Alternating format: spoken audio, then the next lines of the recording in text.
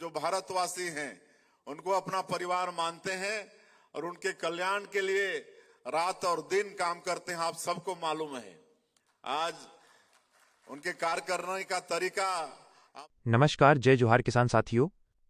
जैसा कि आप सभी लोगों को पता है कि छत्तीसगढ़ प्रदेश में भारतीय जनता पार्टी की सरकार है। उन्होंने कई महत्वपूर्ण वादे अपने घोषणा पत्र में किए थे, जिनमें से एक महत्वपूर्ण घोषणा किसानों से 3,100 रुपये प्रति क्विंटल की दर से 21 क्विंटल प्रति एकड़ धान खरीदने की बात थी, ताकि किसानों की आय दोगुनी हो सके। ऐसे में साल 2026-27 के लिए धान खरीदी हेतु छत्तीसगढ़ सरकार ने किसानों के नए पंजीयन की तारीख का ऐलान कर दिया है। इसके अलावा छत्तीसगढ़ प्रदेश में ऐसे किसान जो अपने खेत में दलहन फसल उगाते हैं, उन्हें सरकार इस योजना के तहत 15,000 रुपये देने की बात कही है। चलिए सुनते हैं हमारे प्रदेश के मुख्यमंत्री श्री विष्णुदेव साय जी को, जो छत्तीसगढ़ प्रदेश में संचालित किसानों की उन तमाम योजनाओं के बारे में हमें अपने भाषण में बताएंगे। जब से आए हैं तब से इस देश में हो रहा है और हुनर का कद्र हो रहा है।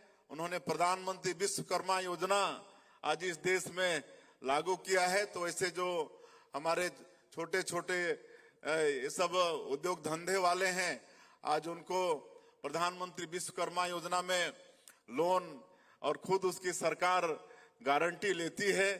तो ये सब काम आदरणीय नरेंद्र मोदी जी के नेतृत्व में चल रहा है। और आज हम लोग भी 2.5 साल से यहाँ पर सरकार में हैं, आप लोगों के आशीर्वाद से। तो 2.5 वर्षों में मोदी के गारंटी में जो भी वादा था विधानसभा के चुनाव में, वो सबको पूरा करने का काम हम लोग कर रहे हैं। चाहे वो प्रधानमंत्री आवास योजना में आज हम लोग 1500-1600 मकान रोज बना रहे हैं। 18 लाख प्रधानमंत्री आवास की स्वीकृति ये 2.5 वर्षों में हुआ है। और जैसे ही इसको पूरा करेंगे, फिर से भारत सरकार आवास के लिए पैसा देने के लिए तैयार है। आज हमारा ये छत्तीसगढ़ कृषि प्रधान प्रदेश है, धान का कटोरा ये कहलाता है। तो यहाँ भी किसानों का वादा को सरकार ने पूरा किया। 3 साल से हम लोग 3100 रुपया धान का कीमत प्रति क्विंटल दे रहे हैं, 21 क्विंटल प्रति एकड़ खरीद रहे हैं। 2 साल का बकाया बोनस दिए। आज 70 लाख माता बहनों के खाते में महतारी बंधन का 1,000 रुपया भेजते हैं। कल ही 30वां किस्त भेजे हैं। कल 19,000 करोड़ से ज्यादा हमारी माता बहनों के खाता में ये हम लोग 2.5 साल में भेज चुके हैं।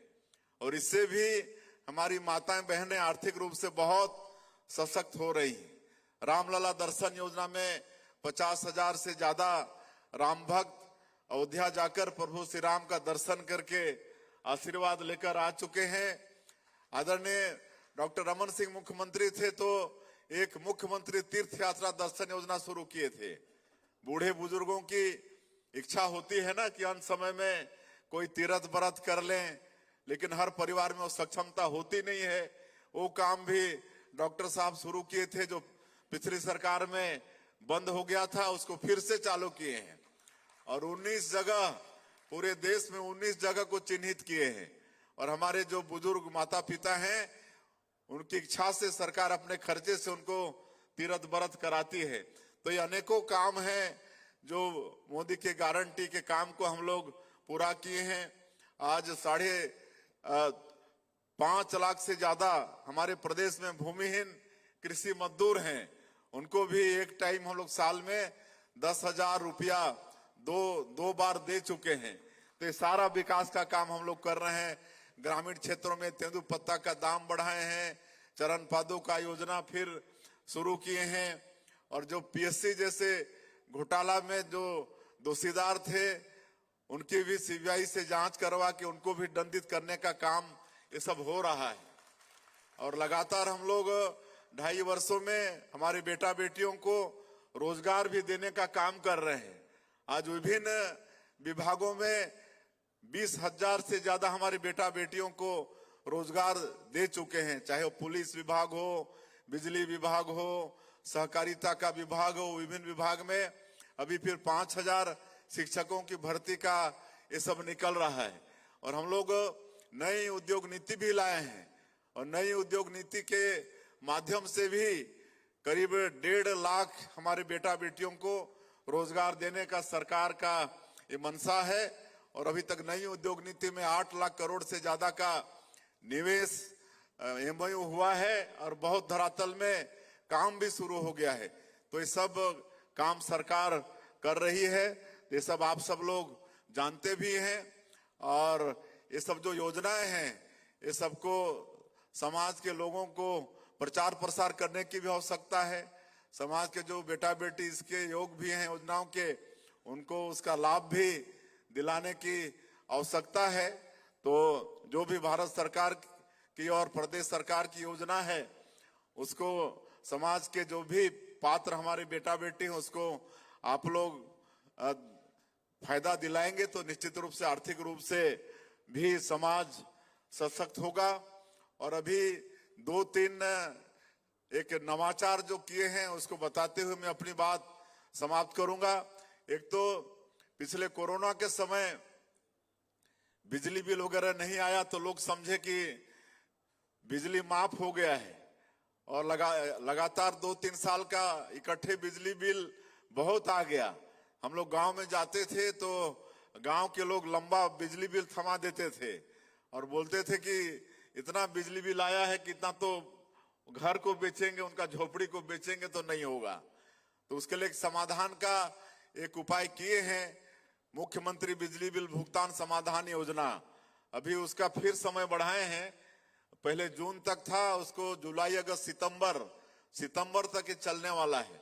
जिसका भी बिजली बिल ज्यादा है तो वो बिजली विभाग में पंजीयन कराएं अपने नजदीक के बिजली ऑफिस में, या एक बिजली विभाग का ऐप भी है मोर बिजली ऐप, तो उसमें भी आप पंजीयन करा सकते हैं।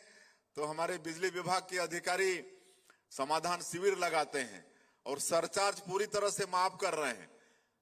इसमें 700-750 करोड़ से ज्यादा बिजली का बिल इसमें मतलब सरचार्ज वगैरह ये सब माफ कर रहे हैं। तो इसका भी अभी सितंबर तक टाइम है, तो उसका भी आप लोगों को लाभ लेने की आवश्यकता है।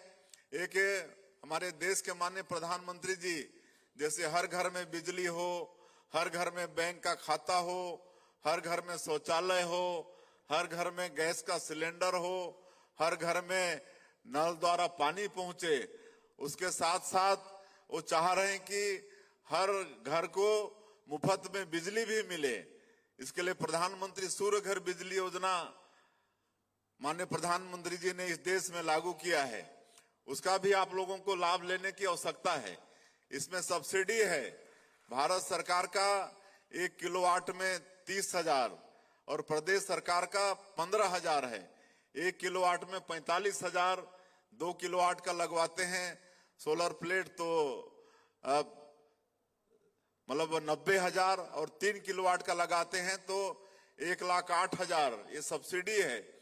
अभी तक 80,000 घरों में हम लोग लगा चुके हैं और जिसमें 40,000 लोगों का बिजली आज जीरो आ रहा है। 40,000 परिवार का बिजली बिल अब जीरो आ रहा है। तो इसका भी आप लोग प्रचार प्रसार करें और सब प्रधानमंत्री सूर्य घर मुफ्त बिजली योजना उसमें सोलर रूफटॉप अपने छत में लगवाएं। और एक अभी सेवा सेतु चला रहे हैं, सेवा सेतु, इसमें 36 विभाग का 700 से भी ज्यादा सेवा उसमें शामिल है। इसमें आप घर बैठे अपने मोबाइल पर ऐप डाउनलोड करके अप्लाई करके बहुत चीज अपने घर बैठे, कोई प्रमाण पत्र है, जाति आय निवास, कोई खसरा B1 है, ये सब घर बैठे प्राप्त कर सकते हैं। हम लोग करप्शन फ्री पूरा पारदर्शी सरकार चलाने का प्रयास कर रहे हैं और इसलिए एक सुशासन और अभिसरण विभाग भी बनाए हैं। सारा चीज डिजिटलाइज हो रहा है। आज हमारा मंत्रालय का फाइल भी वो भी ई प्रणाली से चल रहा है, तो इसका भी आप लोग लाभ ले सकते हैं। मुख्यमंत्री हेल्पलाइन 1076 इसका नंबर है 1076। इसमें आप सीधा फोन नंबर लगा के अपनी कोई भी समस्या है तो उसको रजिस्टर्ड करा सकते हैं। 24 घंटा खुला है। ये हमारा नया रायपुर में दफ्तर है, 50 कर्मचारी बैठते हैं 8 घंटा, फिर दूसरा 8 घंटा 50, फिर रात में 25 बैठ रहे हैं। ऐसा 24 घंटा 7 दिन खुला रहता है और सब का हम लोग टाइम बाउंड किए हैं, समस्या का समाधान के लिए टाइम बाउंड किए हैं। और 8,000 हमारे अधिकारी, तहसीलदार, रेंजर, थानेदार से लेकर सचिव स्तर तक के 8,000 अधिकारी इसमें इन्वॉल्व हैं। और 4 स्तर में ये समाधान का वो समिति है, L1, L2, L3, L4, तो कहीं ना कहीं आपको समाधान मिलेगा ही। तो इसका भी प्रचार प्रसार करने की आवश्यकता है। आज आपको शिकायत के लिए कोई दफ्तर, कोई कलेक्टर या कोई सांसद, विधायक के यहाँ नहीं जाके आप सीधे अपने मोबाइल से 1076 डायल करके भी आप अपनी समस्या का समाधान कर सकते हैं। और इसका भी बहुत अच्छा रिस्पांस आ रहा है। तो ये सब हम लोग नवाचार अभी अपने प्रदेश की सरकार में कर रहे हैं, तो इसका भी लाभ समाज को लेने की आवश्यकता है। और पिछले समय भी कार्यक्रम हुआ था, तो उस समय भी मोना सेन करवाई थी एक बार कार्यक्रम, तो उस समय भी समाज के तरफ से काफी जगह का सामुदायिक भवन वगैरह का मांग आया था, तो काफी पूरा भी हो गया है। और कुछ नया सामुदायिक भवन वगैरह का मांग आया है। निश्चित रूप से आप सब लोग आश्वस्त रहिए कि वो सबको करेंगे।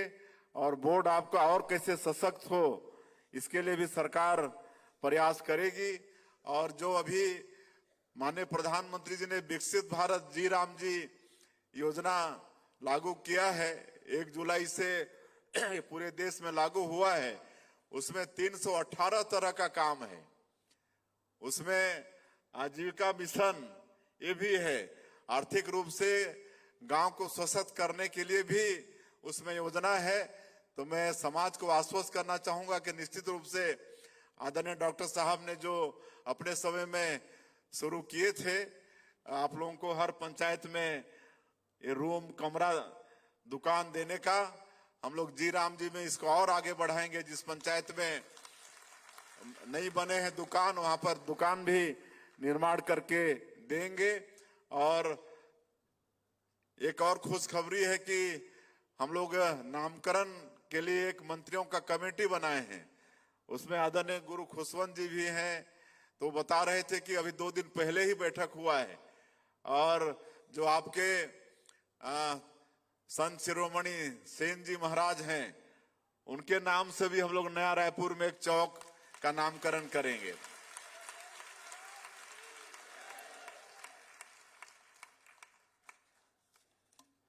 और समाज के तरफ से मांग पत्र भी सौंपा गया है। इसमें प्रशासनिक सुदृढ़ीकरण बोर्ड का ये है, आपका कल्याण मंडल के अंतर्गत पंजीकरण ये भी है, फिर वित्तीय समावेशन, ऋण एवं सब्सिडी योजनाओं का लाभ, तो प्रधानमंत्री विश्वकर्मा योजना है, इसको और ज्यादा इसका लाभ मिले इसके लिए भी काम करेंगे। और पौनी पसारी योजना के तहत मैं बता चुका हूं, जिस भी पंचायत में इसका निर्माण नहीं हुआ है दुकान का, तो वहां पर अवश्य करेंगे। और आपका समाज निरंतर विकास करे, इसके लिए सरकार आप लोगों के साथ में खड़ी है। और मैं फिर से आपके गौरवशाली समाज, सेन समाज, आप पूरे प्रदेश से आज यहाँ पर जुटे हैं। और सौभाग्य है कि बाहर से भी आए हैं, इंदौर से, राजस्थान से भी आए हैं, तो बड़ा ही आज का एक कार्यक्रम भव्य रहा है। मैं आप लोगों का सबका एक बार फिर से हृदय से अभिनंदन, स्वागत करते हुए अपनी बात का अंत कर